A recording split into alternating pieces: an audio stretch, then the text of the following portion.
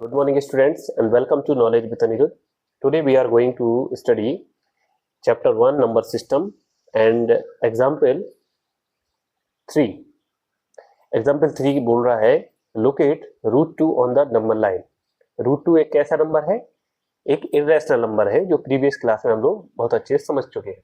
तो जितने भी इर्रेशनल नंबर होते हैं उनको नंबर लाइन पर कैसे प्लॉट करके बताएं आप. स्पेशली ये रूट 2, रूट 3, रूट 7, रूट 5 है ना, जो रूट से जो वैल्यू जिसका स्क्वायर रूट फाइंड नहीं कर पाते हम लोग. सीधी सी बात ये है ना. रूट 2 के स्क्वायर रूट क्या होगा? डेसिमल में आएगा, कोई इंटीजर आएगा क्या? नहीं आएगा, है ना. चलो करके बताते हैं. जैसे मैं ये बोल रहा हूं कि आपसे मैंने बोला रूट 1 का स्क्वायर रूट क्या होगा? स्क्वायर रूट क्या होगा? 1. रूट 2 क्या इस रूट से बाहर आ पाता है? नहीं आ पाता. आएगा अभी तो वो डेसिमल में वैल्यू आएगी, कोई भी पॉजिटिव इंटीजर नहीं आएगा. सिमिलरली रूट 3 इसका वैल्यू क्या आएगी? 141 है ना. इसकी क्या आएगी? 1.732. तो डेसिमल में वैल्यू आती है. ऐसी कोई वैल्यू आती है जो पॉजिटिव इंटीजर ना हो. तो रूट 2, रूट 3 किस टाइप के नंबर है? जो डेसिमल वैल्यू देते हैं. और ठीक है ना, डेसिमल वैल्यू देते हैं वो क्या आते हैं? वो कभी भी, वो हमेशा क्या होते हैं? इर्रेशनल नंबर होते हैं. रूट 4 का आपने रूट फाइंड किया, रूट 4 का क्या होता है? 2 होता है ना. तो इस टाइप से जो इस टाइप से नंबर होते हैं वो सारे इर्रेशनल नंबर होते हैं, हम लोग पहले पढ़ चुके हैं. अब इस टाइप के नंबर को नंबर लाइन पर कैसे प्लॉट करें? जैसे क्वेश्चन क्या है? एग्जाम्पल 3 क्या है? Locate root 2 on the number line, है ना. Root 2 on the number line. चलिए तो एक नंबर लाइन प्लॉट कर लेते हैं, तभी तो नंबर लाइन की बात होगी. लोकेट करके बताएंगे. तो इस पर आपसे मैंने बोला जीरो किधर है? आप बता देंगे सर जीरो सेंटर में होता है. सारी पॉजिटिव इंटीजर कहां पर होंगे? 1, 2, 3, 4. आप बोलोगे सर राइट हैंड साइड में होंगे. मैं बोलूंगा सारे नेगेटिव इंटीजर किधर होंगे? आप बोलोगे सर सारे लेफ्ट हैंड साइड में होंगे. बट मैंने बोला रूट 2 को बताइए, रूट 2 नंबर लाइन पर किधर होगा? कैसे फाइंड करके बताएंगे? तो उसी की ये प्रोसेस है, बहुत ही इजी है और आपको आनी भी चाहिए. तो मैंने बोला 0, this is 1 and this is 2. ये तो हो गए हमारे पॉजिटिव इंटीजर और इधर क्या हो गए? Negative integer. अब हमको करना है फाइंड रूट 2 किधर आएगा. रूट 2 नंबर लाइन पर कौन सा पॉइंट होगा? इधर आएगा, इधर आएगा, इधर आएगा, इधर आएगा, इधर आएगा, किधर आएगा? ये कैसे फाइंड करेंगे? तो हमको फर्स्ट क्या करना है? सपोज ये वाला पॉइंट क्या है? कंसीडर किया O है. ये वाला पॉइंट क्या है? जहां पर 1 है इसको बोला A है. O से A की लेंथ हम लोगों को क्या कंसीडर करनी है? 1 यूनिट. यूनिट का मतलब जानते हैं? यूनिट का मतलब 1 होता है ना. 1 मीटर, 1 सेंटीमीटर, 1 किलोमीटर, आप 1 यूनिट लेने हैं. ठीक है. तो O से A तक की एक लेंथ लेनी है 1 यूनिट और A से एक परपेंडिकुलर ड्रॉ करना है नंबर लाइन पर, क्या? B. और इसको ज्वाइन कर देना है तो आपको मिल जाएगा एक राइट एंगल ट्रायंगल. ठीक है. अच्छा, A से B की जो भी लेंथ होगी वो भी क्या लेनी है? कंसीडर करनी है 1 यूनिट. बस इतनी बात आपको, जो जो किया है उसको आपको राइटिंग में लिख देना है. क्या किया आपने? सबसे पहले आपने किया consider a right angle triangle का साइन बना दिया. ठीक है. O A B right angle consider किया. कहां पर किया? On the number line. On the number line. ठीक है. इतना काम किया, लिख दिया. फिर क्या करना है? हमको करना है O से B की जो लेंथ है वो फाइंड करना है. इधर अभी तो है नहीं, तो O से B की. अब आपको पता है राइट एंगल ट्रायंगल में जब आपको 2 लेंथ गिवन हो तो आप थर्ड लेंथ इजीली फाइंड कर पाते. कैसे कर पाते हैं? पाइथागोरस थ्योरम की यूज से. तो आप क्या लिखोगे? Now we have to find OB, O से B की लेंथ फाइंड करेंगे। किससे करेंगे? By using Pythagoras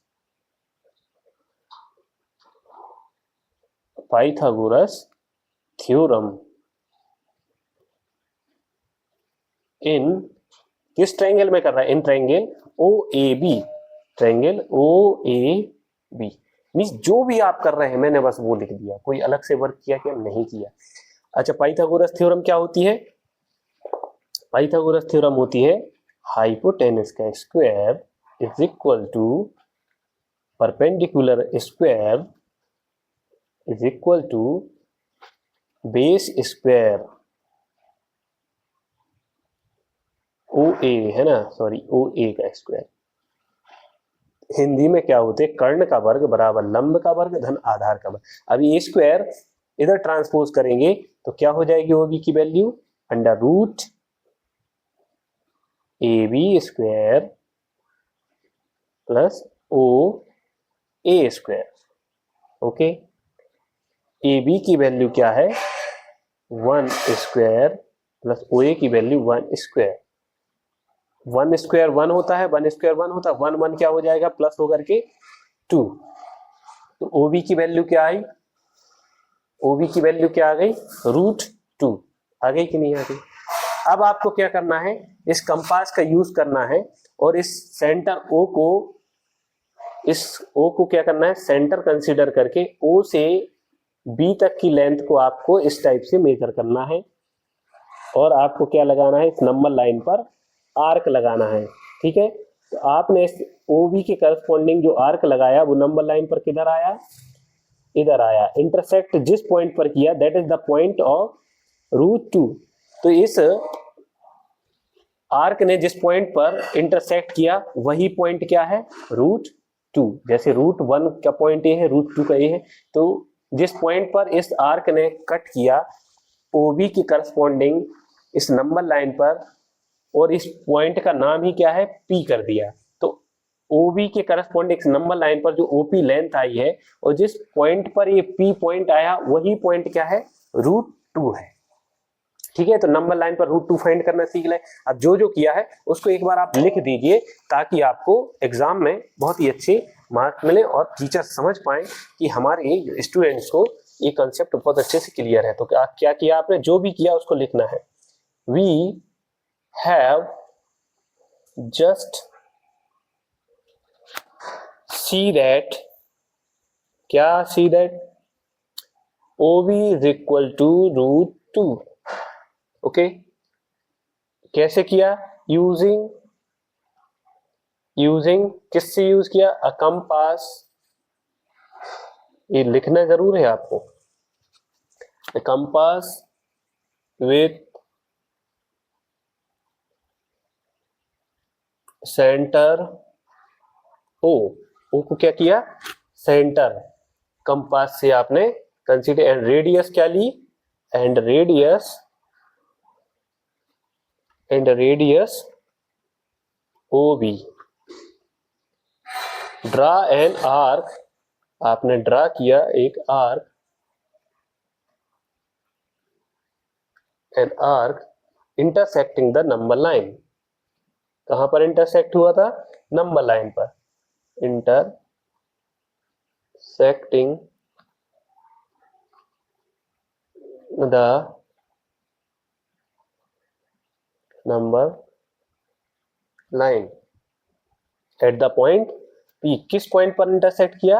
eight the point P। Then P corresponding, P point किसके करस्पॉन्डिंग है? रूट 2 के, है ना? तो क्या लिखेंगे? Then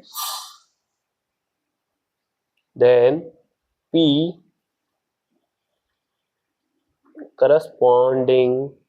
corresponds to root 2। तो जो पॉइंट P है वही रूट 2 है ना? करस्पॉन्ड है क्योंकि रूट 2 के। ऑन द नंबर लाइन, कहां पर? On the number 9। क्लियर? बस इतना आपको करना है, एक भी मार्क्स आपका कहीं इधर से उधर नहीं जाएगा, बहुत अच्छे से आप कर पाओगे। ठीक है, अब एग्जाम्पल करता हूं। एग्जाम्पल जो 3 है, बस इसके एक पॉइंट आपको आगे करना है, थोड़ा सा फर्दर प्रोसेस करनी है आपको, और कुछ नहीं करना। तो एग्जाम्पल 4 इसी वीडियो में कर देता हूं इसको। तो लोकेट √3, अगर आपने √2 कर लिया तो √3 √5 आप इजीली कर पाएंगे, बस वही प्रोसेस को फर्दर करनी है ऑन द नंबर लाइन। ठीक है, तो सेम प्रोसेस है, मैं इधर ही करके बता रहा हूं इसी डायग्राम में। आपको इतना जितना मैंने किया है √2 के लिए उतना तो इधर करना ही है। इसके बाद मतलब जो आपने √2 के लिए उतना तो आपको करना ही है। ठीक है, बस आप इसको नहीं लिखना, इधर तक आपको फाइंड करना है, इधर तक आपको फाइंड करना है √3 के लिए, और जैसा किया है वैसा का वैसा। इसीलिए मेरे पास डायग्राम ऑलरेडी है, मैं इसी पर कर रहा हूं। ठीक है, तो आपको क्या करना है, इस पॉइंट पर BD, इस पॉइंट पर आपको OB जो रेडियस है, इस पर एक परपेंडिकुलर क्या करना है, ड्रॉ करना है। क्या करना है, परपेंडिकुलर ड्रॉ करना है। ठीक है, आप, मैं ऐसे कर रहा हूं, आप प्रोटेक्टर की यूज से करना, मैं प्रोटेक्टर ही लेके आ रहा हूं।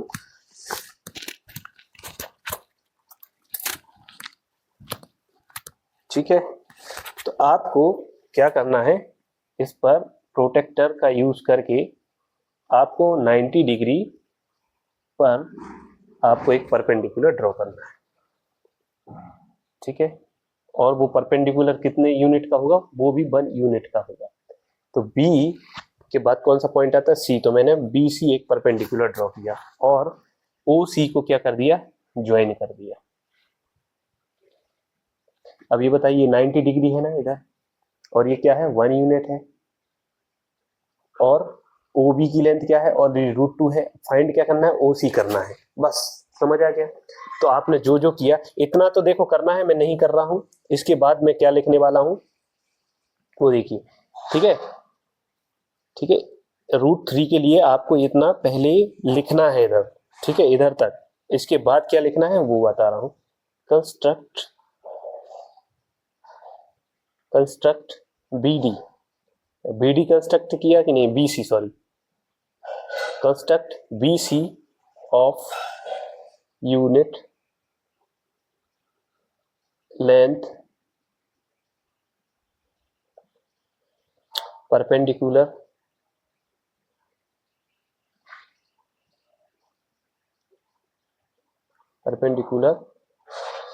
टू किधर, OB।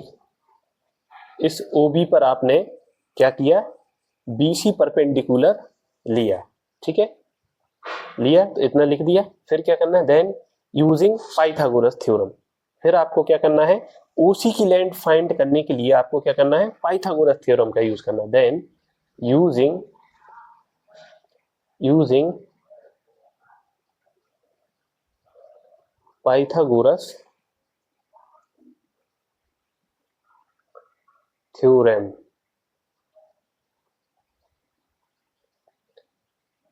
we see that, तो आपने OC की वैल्यू फाइंड करने के लिए आपने पाइथागोरस थ्योरम किया। क्यों, ये राइट एंगल ट्रायंगल है, तो OC square is equal to √a square, मैंने ऑलरेडी डायरेक्ट हटा दिया तभी तो इधर स्क्वायर आया। तो क्या हो जाएगा, perpendicular BC square plus OB square, right. BC की वैल्यू क्या है, 1 स्क्वायर, OB की वैल्यू क्या है, √2। O से B की वैल्यू क्या है, लेंथ क्या है, √2। अब स्क्वायर है तो स्क्वायर आ जाएगा। ओके, और ये क्या है, OC। अब 1 स्क्वायर 1 एंड स्क्वायर और ये रूट, तो स्क्वायर से रूट क्या हो जाएगा, कैंसिल हो जाएगा, क्या बचा, ओनली 2। ये किसकी वैल्यू आई, √3, किसकी, OC की लेंथ आ गई। तो OC की लेंथ क्या आ गई, √3 आ गई ना। बस इतना करके आपको सेम डायग्राम सेम प्रोसेस जो रूट 2 के लिए वही करके उसके बाद आपको 2 पॉइंट लिख करके ये फाइंड करना। ओसी की लेंथ जैसे ही आई तो आपको फिर क्या करना है, यूजिंग अ कंपास, ठीक है। अब आपको अगेन कंपास से इस ओ से सी तक की जो रेडियस है उसको आपको मेजर करना है और आपको अगेन आर्क लगाना है नंबर लाइन पर। ये लगा दिया। ये नेक्स्ट जो पॉइंट, जिस पॉइंट पर इस आर्क ने कट किया उस पॉइंट का नाम क्या बोला मैंने, पी। अगर ये पी है तो ये क्या हो जाएगा, क्यू। और क्यू ही कौन सा पॉइंट है, क्यू पॉइंट किसके करस्पॉन्डिंग है, इस ओसी के। तो इस जो क्यू पॉइंट आया है that is the root 3। Number line पर रूट 3 किधर आया, ये जो क्यू पॉइंट आया है वही रूट 3 है। तो आपको बस इतना लिखना है, ठीक है ना। तो क्या लिखेंगे आप, using a compass with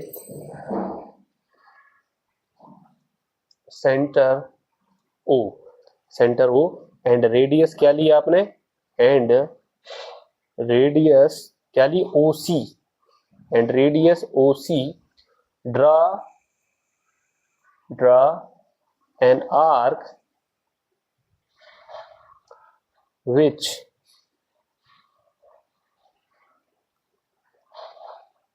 intersects the number